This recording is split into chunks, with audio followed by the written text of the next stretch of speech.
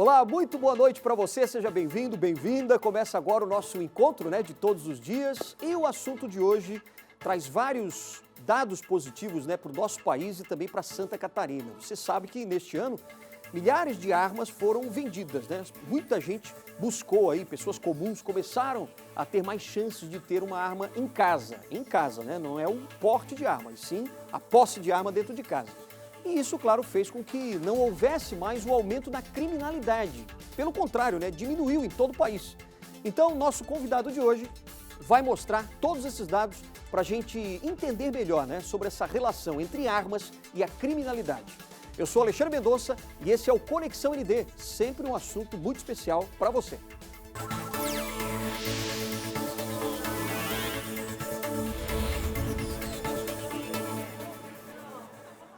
E você sabe que hoje, sexta-feira, é o dia do nosso querido apresentador do Balanço Geral, querido Rafael Polito, que já está aqui com a gente. Tudo bem, Rafael? Muito boa noite para você. E o nosso convidado de hoje, especial, que é um especialista em segurança pública, Benê Barbosa. Muito boa noite para você também, Benê. Seja bem-vindo aqui ao Conexão ND. E vamos já passar a bola para o Rafael Polito. Polito, por que esse assunto hoje? Por que você resolveu escolher esse assunto? E a sua primeira questão aí para o Benê. Boa noite, gente. Prazer estar com vocês em mais um Conexão ND. O Benê, sim, um verdadeiro especialista em armas e em segurança no Brasil. Está cheio de especialista mequetrefe por aí que não entende coisa nenhuma. Esse, sim, 30 anos de experiência falando sobre o assunto. Inclusive, lançou um livro recentemente. Torço aqui enormemente pelo sucesso nessa publicação, Benê, que é o Sobre Armas, Leis e Loucos. Fala um pouquinho sobre isso, que me estimulou a convidar o Benê, foi justamente o lançamento do livro dele. Boa noite, Benê. Boa noite, Polito. Boa noite, Alexandre. Um prazer estar mais uma vez aqui com vocês, podendo bater um papo aí sobre esse assunto que parece que nunca se esgota, não é mesmo? Bom, sim, eu lancei há 15 dias atrás, o meu novo livro, está aqui, sobre armas, leis e loucos, 101 artigos, que é uma coletânea aí de 101 artigos que eu escrevi durante aí um período de aproximadamente 20 anos, e conta também, além de abordar vários assuntos, conta também um pouco da história, de como as coisas foram acontecendo no Brasil, como as armas foram sendo demonizadas, como as mentiras foram caindo, Eu tenho o meu primeiro livro também, que foi publicado em 2015, que é o Mentiram para Mim sobre o Desarmamento, que virou um best-seller rapidamente, e vende muito bem até hoje, e mostra essas mentiras, e nesse livro aqui a gente se aprofunda não só falando sobre armas, mas falando também sobre leis, como, por exemplo, leis que acabam estimulando a criminalidade, em vez de combater a criminalidade, e sobre loucos, que de uma forma generalizada, tanto aquele que é louco clinicamente, e comete um ato de loucura, quanto aquele que comete ato de loucura sem ser exatamente um louco, movido aí por outras questões, e claro, aquele louco que é o nosso legislador, que acha que vai resolver tudo nesse país simplesmente assinando uma lei, e a gente sabe que não é assim que funciona. Eles adoram fazer leis, mas não fazem cumprir nenhumas. Vamos aos dados então, Renê, Muito simples. DataSUS está lá para todo mundo ver, transparente como a água do mar. A informação é a seguinte: os homicídios com arma de fogo atingiram o menor nível desde 1999. O que explica isso se o número de armas de fogo legais aumentaram no Brasil, Renê? Isso derruba, mais uma falácia que foi sempre contada, que sempre disse que se houvesse aí o maior número de armas legais circulando, isso causaria um maior número de homicídios, de crimes violentos, Há até um estudo aí, um pseudo-estudo dizendo que de cada 1% de armas a mais, você teria um aumento de 2% no número de homicídios, Fora aquela história, vai virar bang-bang, vai sair tiroteio na rua, vai ser vizinho matando vizinho, E tudo isso se mostra, mais uma vez, como a gente sempre afirmou, completamente falso, Então a gente tem aí milhares de armas a mais sendo vendidas, ano após ano, e a criminalidade violenta caindo, Isso é muito fácil de se explicar, Primeiro, o criminoso ele nunca precisou se abastecer do mercado legal, Ou seja, o criminoso não compra arma em loja, isso é óbvio, não vai entregar lá toda a documentação e passar por todo o trâmite burocrático que continua bastante difícil, né? E ele também não depende lá, como diziam antigamente, né? É a arma que é furtada ou roubada do cidadão que abastece o criminoso, né? Isso também se mostra falso, né? Nós temos aí 17 anos do chamado Estatuto do Desarmamento. Nesse período, né, até 2 anos atrás, 3 anos atrás, né, nós tivemos aí 90% das lojas de armas fechadas no Brasil, né? Nós tínhamos mais de 2.300 lojas, sobraram um pouco mais de 300. Tá? Nós tínhamos milhares de armas vendidas, praticamente houve anos aí onde não se vendeu praticamente nenhuma arma no Brasil. Né? Nós tivemos 600 mil armas entregues voluntariamente nas tais campanhas de desarmamento, né? Ou seja, você teve uma diminuição na circulação de armas legais. Por outro lado, quando você olha a criminalidade violenta, quando você olha a bandidagem, o que você vê? Né? Você vê ela cada vez mais armada e armada com equipamentos cada vez mais modernos. Muitas vezes equipamentos que até mesmo as nossas polícias não têm. Por quê? Porque eles, como eu disse, não dependem da lei, né? Eles não seguem a lei, eles não seguem restrições, eles não têm que aguardar prazos, eles não têm que entregar documentação, eles simplesmente vão lá, né, e se abastecem no mercado ilegal, né? Portanto, o problema, como eu sempre afirmei, né, o problema no Brasil é a impunidade. Nós temos que combater a impunidade para diminuir a criminalidade. Não existe outra fórmula para se fazer isso. Pois é, Benema, aí tem muita gente, né, que diz assim, mas agora o governo federal facilitou mais aí a compra, né, de armas de fogo para você ter em casa e até para você andar na rua. As pessoas pensam assim, né? Então assim, numa briguinha de trânsito o pessoal vai sair no tiro e ao invés de sair no tapa, sai no tiro. Quer dizer, isso também cai por terra porque na verdade não é a questão do porte da arma, e sim a posse da arma, né, que são coisas diferentes. O que nós tivemos um crescimento grande do número de registros de arma, ou seja, pessoas que agora têm a posse da arma. Ele vai ter que deixar essa arma na sua casa, no seu sítio, né, ou na sua empresa, se ele for dono da empresa ou responsável, mas ele não pode ficar transitando com essa arma, né? Ele não pode portar essa arma de fogo.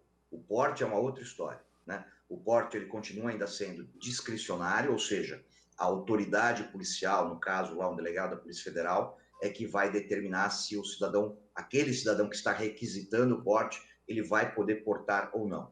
Como continua sendo discricionário, via de regra, é negado o porte, né? Então, aqui em Santa Catarina, por exemplo, no último ano, se houve pouquíssimos portes autorizados. No Rio Grande do Sul, nós temos mais portes autorizados. Mas, interessante, né? E esperado, né?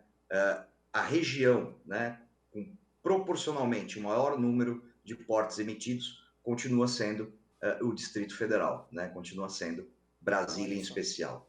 Claro, né? É onde está o poder, é onde estão os amigos do rei, né, que conseguem esses benefícios. Ou seja, a lei, claro, né, infelizmente não vale, não é aplicada de forma igual para todos.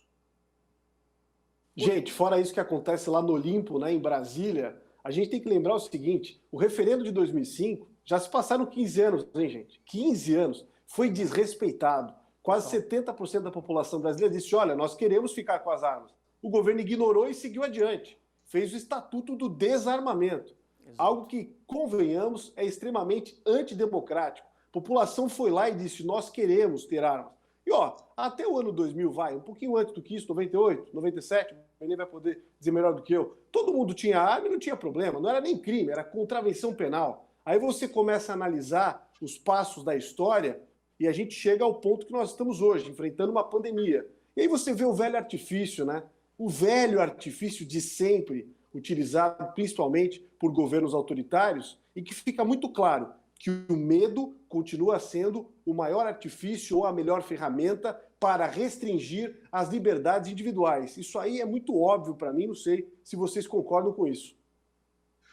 Eu concordo plenamente, né? Plenamente. Se você for ver todas as ditaduras no mundo, elas começam exatamente quando determinada grupo ou determinada pessoa consegue convencer as pessoas de que elas estão inseguras e ela tem a solução para essa insegurança, né? Então, quase sempre pedindo uma carta branca, né, para a população, para dizer, olha, vocês façam o que eu estou mandando, o que eu estou dizendo, porque vai ser melhor para vocês, né? Então, isso é regra, né? Isso sempre acontece e continua acontecendo, né? E o medo, né, muito maior do que qualquer outro sentimento, ele é extremamente útil para pessoas que querem concentrar o poder, né? Porque a pessoa com medo, uma pessoa insegura, ela aceita muito mais fácil a privação de liberdade, né? Olha o que a gente está assistindo aí na pandemia, né? Onde você vê vizinhos denunciando vizinhos porque estão recebendo pessoas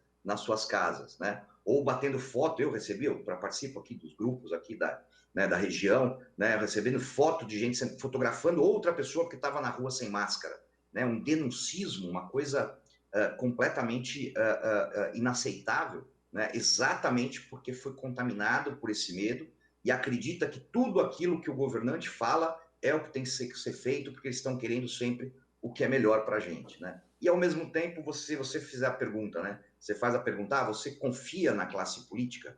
Tenho certeza que 90% das pessoas falam assim, não confio na classe política. Não, mas então, e você deixa que essa mesma classe política, que você não confia, né, diga o que você tem que fazer ou deixar de fazer na sua vida, né? Então, não faz sentido, né? Aliás, só faz sentido quando você coloca essa questão do medo, né, nisso. Então, a pessoa amedrontada, ela obedece regras, mesmo regras que não fazem nenhum sentido, né, como, por exemplo, né, num restaurante sentado, você não se contamina, agora se você levantar, você tem que pôr a máscara para ir no banheiro, porque senão você vai se contaminar, né? E com as armas de fogo é a mesma coisa, né? Foi exatamente isso que foi feito, né? Se coloca, e se faz até hoje, né? Se coloca medo nas pessoas, né? Quando fala assim, vai todo mundo andar armado, vai sair briga de trânsito, o vizinho vai matar outro vizinho, né? Só que se você for olhar isso estatisticamente, né, você vai ver que esses casos são estatisticamente insignificantes. O problema não é esse, né? O problema continua sendo criminoso, né?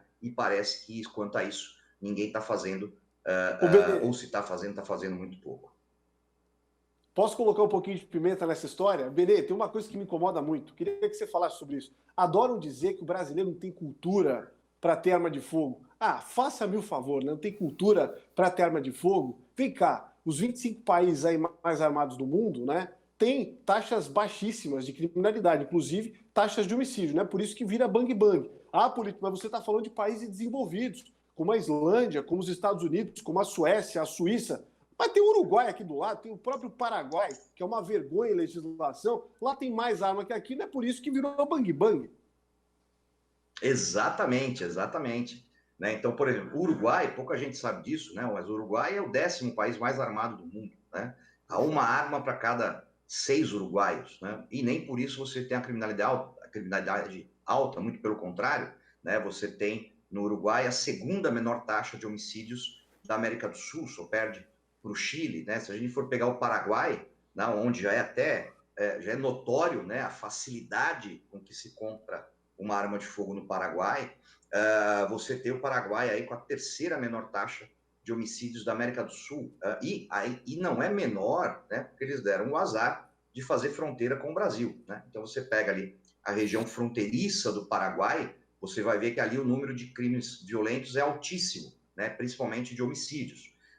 Se você sai dessa região fronteiriça e vai para o interior do Paraguai, você vai ver taxas baixíssimas de criminalidade, né? Então, a região fronteiriça com o Brasil, em especial por conta do crime organizado brasileiro, ela é muito violenta e acaba elevando essa taxa nacional do Paraguai, né? E vira e mexe a gente vê aí autoridades dizendo, não, a culpa é do Paraguai, porque as armas estão sendo vendidas lá e sendo trazidas aqui para abastecer a criminalidade. Ora, por que a arma que é vendida lá não é problema lá e se torna um problema no Brasil? Porque no Brasil há o quê? A demanda por arma para uso criminal, né? Você tem criminosos aos montes, né? Muito bem financiados pelo tráfico de drogas, pela corrupção, pelo roubo de carga, né? Ou seja, pela explosão de caixa eletrônico, assalto a carro forte, né? Aí com milhões e milhões nas mãos, comprando esse armamento que entra em legal do Paraguai. Então, o problema não é o Paraguai, o problema não é o Uruguai, o problema não é a Argentina, a Bolívia,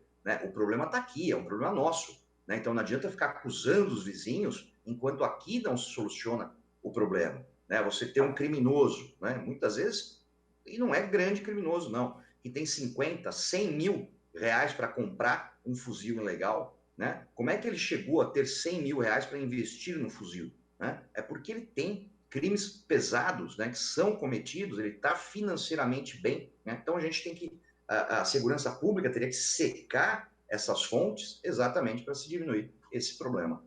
Agora, Benê, a gente vai precisar ir para um breve intervalo, mas eu gostaria de perguntar para você já a seguinte questão, que tem a ver um pouquinho com essa questão ideológica, essa briga política que a gente vê hoje no país, né, direita, esquerda, tal, centrão, e muito também que a gente ouve falar, né, que as pessoas que são adeptas, por exemplo, ao socialismo, realmente precisam e querem, né, principalmente as autoridades lá, os grandes mandantes aí do socialismo, quem quer o socialismo, que querem realmente desarmar a população. Isso tem a ver realmente com seguir uma cartilha de socialismo ou isso não tem nada a ver, isso é bobagem? Você vai responder daqui a pouquinho, depois do intervalo, tá certo? A gente volta rapidinho então com o nosso Conexão ND, hoje com Rafael Polito e com Benê Barbosa, especialista em segurança pública. A gente volta rapidinho.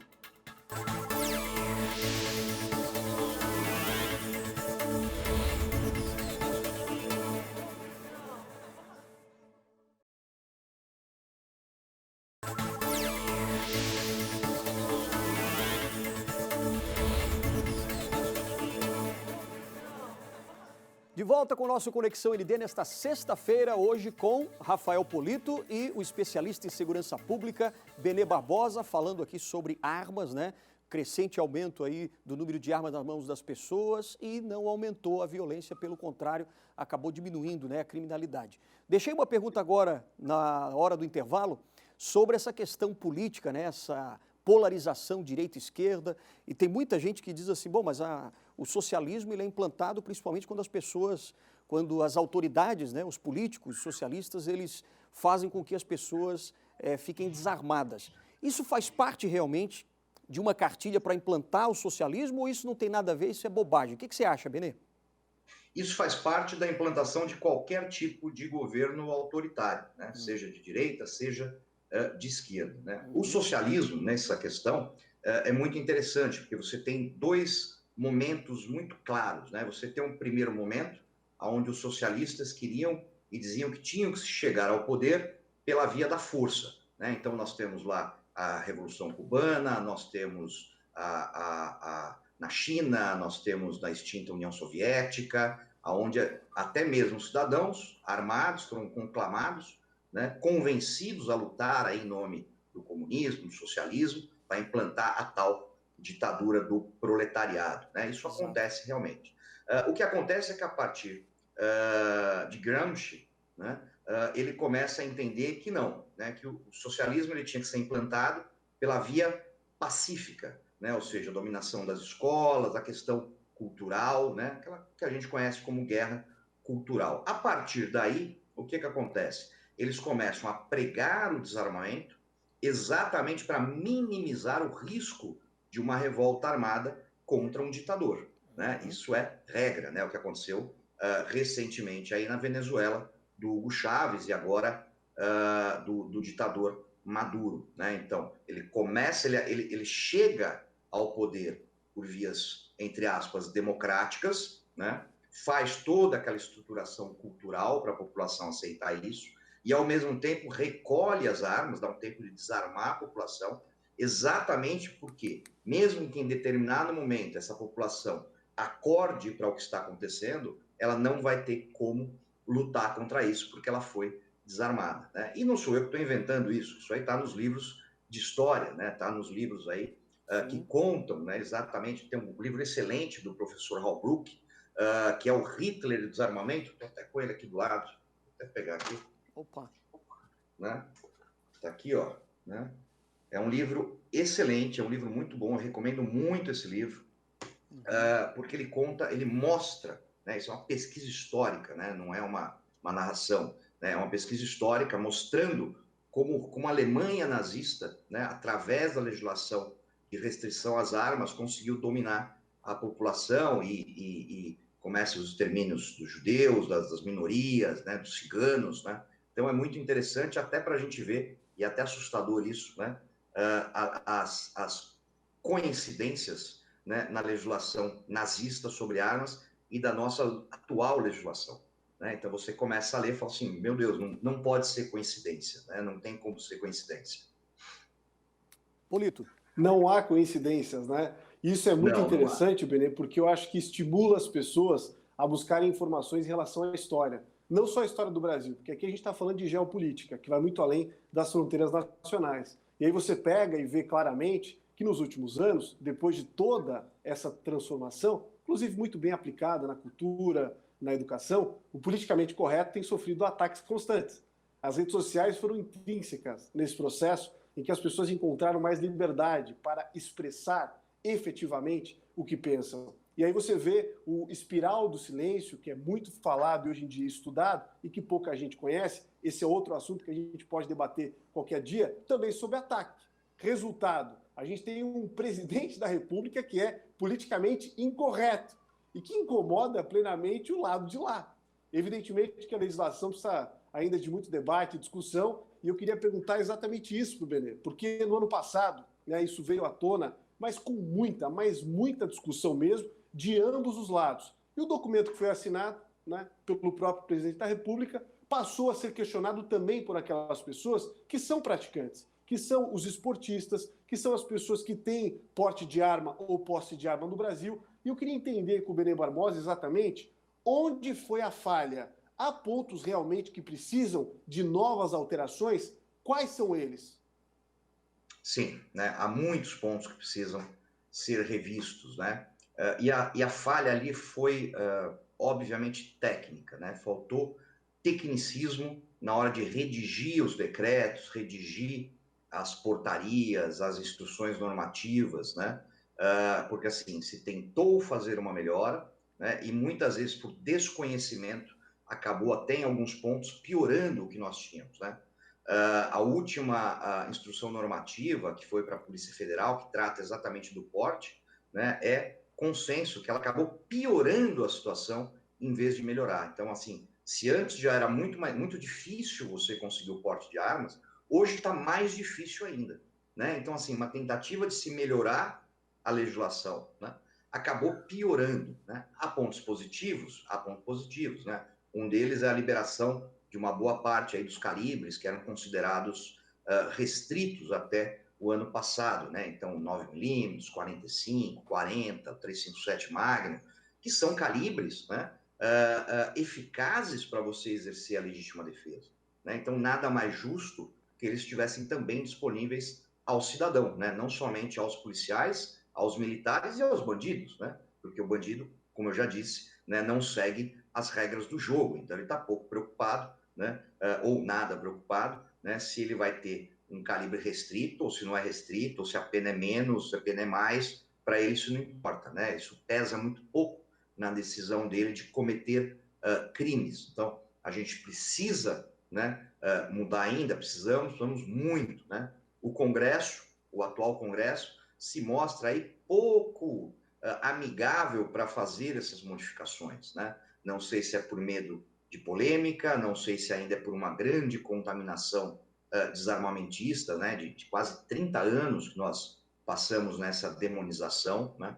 Talvez eles estejam esperando um pouco mais para ver qual vai ser o reflexo aí dessa certa flexibilização que houve, né? Não dá para saber exatamente, mas que há muita coisa para ser mudada, né? E o principal delas é acabar com a discricionalidade, ou seja, criar regras claras, tanto para a posse quanto para o porte de armas, né? E uma vez que o cidadão consegue passar, né, obedecer essas regras, passar por esse caminho, né, não chegar lá na frente e simplesmente pegar uma autoridade que olha e fala assim, não, hoje eu não estou afim de dar porte para ninguém, eu não vou dar e eu não preciso justificar. Né? Então, a principal mudança, com certeza, é essa. Benê, rapidamente, jornalistas sendo perseguidos, alguns sendo presos, sem o direito, por exemplo, de falar contra o STF.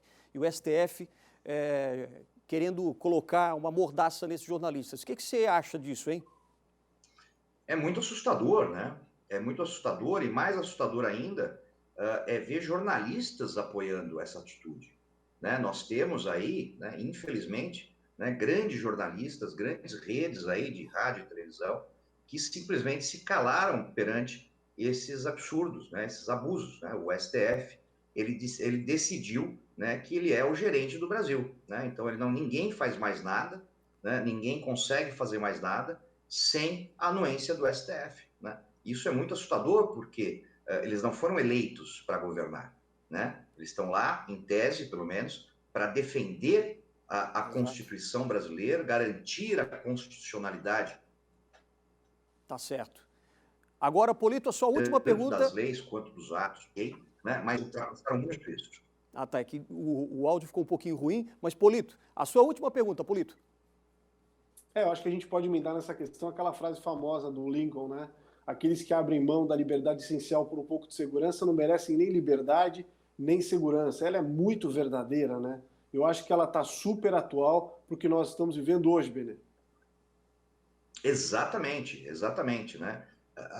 Ser livre, né, requer riscos, né? Ser livre requer você aceitar riscos, né? Você dizer, não, isso aqui pode ser mais perigoso, pode ser menos perigoso, mas sou eu, né, como pessoa, como cidadão, né, que tenho que decidir isso, né? Eu não posso aceitar, seja lá de que governo for, né, seja do judiciário, seja do legislativo, seja do executivo, pessoas tentando dizer para mim o que é melhor e o que é pior, né? Toda ditadura começa quando alguém decide que ela sabe o que é melhor para toda uma população, para todo um país, para toda uma sociedade, né? Então, não é isso que nós precisamos. Aliás, nós temos que fugir disso, né? O melhor é conhecer, saber o que há risco, se não há risco, e você ser responsável por isso, né? Não esperar sempre que o governo faça, que o governo te defenda, que o governo te dê educação, que o governo tem que te dar tudo, né? Ou seja, ficar todo mundo esperando que os políticos façam tudo por ele, né? Isso é pedir para ser escravo. A verdade é essa. Verdade. Benê Barbosa, quero te agradecer muito pela sua participação, pelo seu tempo aqui com a gente no Conexão ND e que volte mais vezes, né, para a gente discutir outros assuntos também. Obrigadão, Benê, boa noite para você. Eu que agradeço, boa noite para todos. Valeu, Polito também, obrigado. Sexta-feira que vem você está de volta, né? Estou de volta, vamos falar mais sobre liberdade, vamos trazer outros assuntos também e deixar muito claro aqui, antes da gente encerrar esse programa de hoje, né, que ninguém quer obrigar ninguém a ter nada. Claro. A gente só quer que seja concedida a liberdade para que as pessoas possam fazer escolhas por elas mesmas e que a legítima defesa possa ser assegurada, inclusive, pela Constituição Federal. É isso. Perfeito. Valeu, Polito. Obrigado. Boa noite para vocês, então. Segunda-feira, você já sabe, tem Moacir Pereira aqui no nosso Conexão ND. Para você, um ótimo fim de semana. Segunda-feira a gente está de volta. Até lá.